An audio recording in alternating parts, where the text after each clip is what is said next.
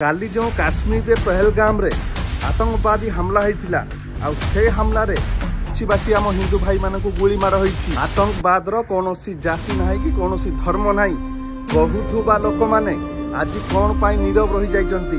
जदि आतंकवाद कौन धर्म नथिला ताहले कौन पाई से माने पर्यटक मानकर पेंट खुली खुली चेकिंग करथुले सेमानकर खातु हेइछि कि नाही। आ जदि ना तो सेमानकु कौन पाई गोली मार करागला। जब सेकुलार कहउथुबा दुगला हिंदू माने कौन घरे माइप पाखरे चूड़ी पिंधि बसीगल कहीं तुम मोहर गोटे कि भाषा बाहर ना ये सब विषय तो जातिवाद बांट बांट न हो एक हो रुहतु। आउ आतंकवादी मैंने देखी नथिले कि ये माने केउ जातिर लोक एमाने देखिथिले कि से माने हिंदू हिंदू कही से गोली मारी एठी दुगला हिंदू माने बसी जातिवाद राजनीति करी घरे माइप पाखरे चूड़ी पिंधि बसी जाइछंती रे सळे। तुमको टिके लज्जा नाही रे सळे।